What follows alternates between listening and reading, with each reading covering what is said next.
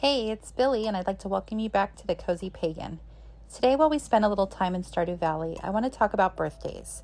Not just how expensive they can get, but what they actually mean. Because when you really think about it, a birthday is basically your own personal new year. You've completed another trip around the sun, and I think there's something kind of magical about that. For most of human history, people have marked the passage of time with rituals. We notice the changing seasons, we celebrate harvests, we watch the moon move through its cycles. We mark beginnings and endings. There's something deeply human about stopping for a minute and saying something has changed. I've crossed from one point into another, and that's really what a birthday is. But somewhere along the way, I think we've turned birthdays into something we have to buy, especially when we're celebrating kids. There's this pressure to have the perfect decorations, the perfect cake, the themed plates, balloons, party favors, presents, activities, food.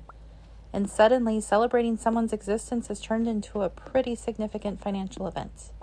But I don't think spending a lot of money necessarily makes someone feel more celebrated.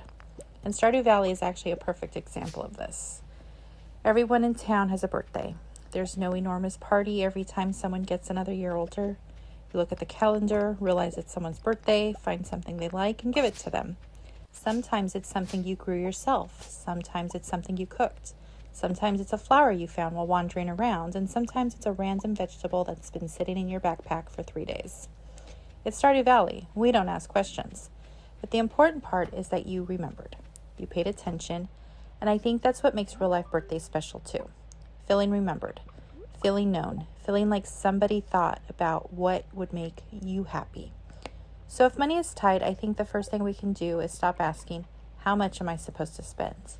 And instead ask, what would make this person feel celebrated? And this is actually something I'm thinking about in my own life right now. My daughter's 15th birthday is coming up in just a couple of weeks, and because we've had some unexpected expenses lately, money is really tight. So I'm challenging myself to put together a fun, meaningful birthday celebration for practically free. And I'll share some of that process with you too. And if you're looking for a way to make a little extra cash, I've put my Scrambly affiliate QR code on the screen. It's one of the ways I make a little extra money by playing games each month, and I wanted to share that with you. There's also a PayPal QR code on the screen if you've enjoyed spending some time with me today and would like to buy me a virtual cup of coffee. There's absolutely no pressure. Watching, commenting, subscribing, and simply being here with me supports the channel too. And honestly, having to plan a birthday on almost no budget has made me think even more about what actually makes a birthday special. Maybe you make their favorite dinner, and it doesn't have to be fancy. If their favorite meal is spaghetti and garlic bread, make spaghetti and garlic bread. If they want pancakes for dinner, make pancakes. So we have a birthday tradition here where we make ice cream pancakes for breakfast on birthdays. I make big fluffy pancakes, and we top them with whatever ice cream the birthday kiddo has picked out. And we have whipped cream, we have chocolate sauce, all the good toppings. And that is something that is very much anticipated every year. Instead of buying an expensive bakery cake, make one. A boxed cake mix, some frosting, and a few candles can create a perfectly good birthday cake for just a few dollars. We typically go for cupcakes, especially if we're having a small party, which my daughter will be doing. Decorations can be simple too. Make a paper banner. One of the things I love and that we have done for years since my oldest was a toddler, and she will be 25 at the end of the year, I made fabric bunting banners out of old bed sheets, vintage sheets, fabric, etc. They're all beautiful. We have one for each kiddo that we pull out for their birthday specifically. You can put up some string lights you already own, blow up a few balloons, and if you celebrate birthdays regularly, create a birthday box. Keep reusable banners, candles, decorations, and anything else you can pull out whenever somebody has a birthday. Eventually, those same decorations can become part of the tradition. And that's where I think cheap birthdays can actually become more meaningful. Because instead of trying to create something impressive, you're creating rituals. Maybe every birthday starts with the same breakfast. Maybe everyone gets to choose dinner. Maybe you always take a birthday walk. Or maybe you watch the same ridiculous movie with homemade cards, and those things become part of the story of your family. And if you want to lean into the witchier side of birthdays, you could create a little personal ritual too. It doesn't have to be elaborate. You don't need $100 worth of crystals and 17 different herbs, but if that's what makes you happy, I am not stopping you. Ritual can be incredibly simple. Light a candle, make yourself a cup of tea, sit somewhere quiet, and think about the person you were on your last birthday. What were you worried about? What were you hoping would happen? What did you think your life would look like by now? And what actually happened? What did you survive? What did you learn? What surprised you? What are you proud of? And maybe most importantly, what are you ready to leave behind? You could keep a birthday journal and answer the same questions every year. What am I grateful for? What do I want more of? What do I want less of? What am I ready to release? Who am I becoming? Not necessarily goals, just observations, because I think there's a difference between constantly trying to improve ourselves and simply paying attention to our lives. Sometimes we're so focused on becoming the person we think we're supposed to be that we don't stop and acknowledge the person we already are. And birthdays give us a natural opportunity to do that. You could even light 2 candles, one for the year that's ending. Think about everything you're leaving behind. The mistakes, the disappointments, the things that didn't work out, the version of yourself that you're slowly outgrowing. Then light another candle for the year ahead. And choose a word. Something you want to carry into this next trip around the sun. Maybe it's creativity, courage, peace, rest, simplicity, adventure, magic. Whatever feels right for the season of life you're entering. Because our lives really do have seasons. And I think that's another reason Stardew Valley feels so comforting. You can't keep summer forever. Eventually fall arrives, then winter. And sometimes winter looks empty. The trees are bare, nothing seems to be growing. But that doesn't mean nothing is happening. Winter has its purpose too. And our lives are like that. Some years are abundant, some years are exciting. Some years feel like we're planting seeds everywhere we go. And some years are quiet. Some years are about surviving. Some years are about resting. Some years are about figuring out who we are again. They're all part of the journey. So maybe birthdays don't need to be these huge, expensive events. Maybe they can simply be moments when we stop and notice. I'm still here. I've changed. I've learned things. I've lost things. I've gained things. I've made mistakes. I've grown. And now I get another year, another season, another chance to decide what matters. So bake that slightly crooked cake. Make someone's favorite dinner. Hang up the homemade birthday banner you've been using for 10 years. Go to the park. Have a picnic. Play board games. Write someone a letter. Give them something homemade. Light a candle. Take pictures. Tell stories. Laugh. Create traditions. Because years from now, nobody is going to remember whether you spent $50 or $500 on their birthday. But they might remember the cake you made every year. They might remember getting to choose dinner. They might remember sitting around the kitchen table laughing. And they'll remember how you made them feel. Because celebrating a birthday doesn't really have to be about spending money. It's about stopping for a moment in this very strange, very short experience we call life and saying, you are here. You matter. Another year has passed. And that feels like something worth celebrating. So here's to another trip around the sun. May we spend a little less money on making it look perfect and a little more time actually being there for it.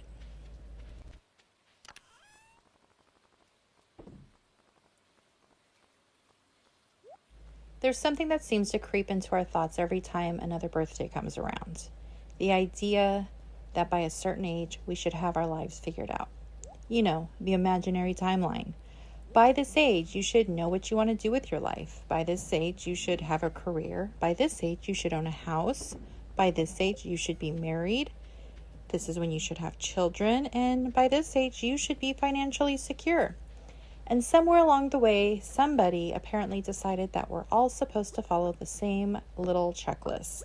But life doesn't really work like that. And honestly, neither does Stardew Valley. When you first arrive on the farm, you have almost nothing. A few tools, some seeds, a house that could definitely use some work, and an enormous piece of land covered in rocks, weeds, and trees. Nobody hands you a schedule and says, by summer year 1, you should have accomplished all of this. Well, the internet might, but the game doesn't. You can spend your first year trying to make as much money as possible, or you can fish every day. You can explore the mines, you can make friends with everyone in town, you can decorate your farm, you can spend an unreasonable amount of time trying to find the perfect place for a chicken coop. You're allowed to figure it out as you go. And I think we all deserve that same freedom in real life, because birthdays have this funny way of making us take inventory. We start thinking about where we thought we'd be by now. Maybe you thought you'd have more money. Maybe you thought you'd have a completely different career. Maybe you thought you'd be married or divorced or living somewhere else. Maybe you thought you'd have written the book, started the business, traveled more, bought the house, or finally figured out what you're supposed to be doing with your life. And suddenly, instead of celebrating another year of being alive, we're sitting there thinking about everything we haven't accomplished. But what if you're not behind? What if you're simply living a life that doesn't follow the timeline you imagined when you were younger? Because the person who created that timeline didn't know what was going to happen to you. They didn't know what opportunities you'd have. They didn't know what you'd lose. They didn't know what responsibilities you'd carry. They didn't know which plans would fall apart. And they definitely didn't know who you would become. You are allowed to change your mind. That's something I wish we talked about more. You can spend 10 years working towards something and eventually realize you don't want it anymore. That doesn't necessarily mean those 10 years were wasted. Maybe you learned something. Maybe you met people you needed to meet. Maybe you developed skills you're going to use somewhere completely unexpected. Sometimes the path that looks like a detour while you're walking it becomes an important part of the story later. And I think there's something a little magical about allowing ourselves to become different people throughout our lives. We're not supposed to stay exactly the same. Nature certainly doesn't. The moon changes, the seasons change, trees grow, shed their leaves and grow again. Even this little Stardew farm changes constantly. What looked like an empty patch of dirt in spring might be completely unrecognizable a few seasons later. So why would we expect ourselves to remain committed to every decision we made at 20 or 30 or even 40? You are allowed to begin again at any age. You can learn something new. You can start a business, become an artist. You can go back to school. You can change careers.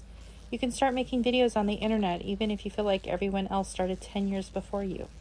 You can discover a hobby you're terrible at and do it anyway. You can completely rethink what you want your life to look like. Starting over doesn't erase everything that came before it. You bring all those experiences with you. And maybe that's one of the gifts of getting older. You know yourself a little better. You start realizing which things you genuinely want and which things you wanted because somebody told you that's what you were supposed to want. And maybe birthdays can become less about asking, have I accomplished enough? And more about asking, does the life I'm building actually feel like mine? That's a much more interesting question. Maybe you don't need a 5-year plan right now. Maybe you just need to figure out what you want this next season to feel like. More creative, more peaceful, more adventurous, more intentional. Maybe you want to simplify. Maybe you want to make things. Maybe you want to spend more time outside. Maybe you want to stop postponing something you've wanted to try for years. You don't have to know exactly where it leads. Sometimes you just plant the seed. And that's another thing that Stardew Valley gets right. You don't plant a seed and immediately dig it back up because it hasn't become a pumpkin in 15 minutes. You water it. You give it sunlight. You give it time. Maybe we need to give ourselves that same patience. So when your next birthday comes around, try not to look at the number on the cake as a deadline. It's not a countdown reminding you of everything you haven't done. It's evidence that you're still becoming. You have another season ahead of you, another chance to plant something, another chance to change direction, another chance to discover something about yourself that you didn't know before. You don't have to have everything figured out. None of us really do. Maybe the goal isn't to finally reach some magical age where we have all the answers. Maybe the goal is to keep paying attention, to keep learning, keep changing, keep planting things, and see what grows. And on that note, I think I'm going to get back to figuring out what I'm doing with this farm, which honestly might take me just as long as figuring out what I'm doing with my actual life. If you enjoyed hanging out with me today, I'd love for you to subscribe and come back for more conversations about life, magic, intentional living, and whatever else happens to be on my mind while I wander around Stardew Valley. And I'd love to hear from you in the comments. What's something you thought you'd have figured out by now, but you've learned to be okay with not knowing?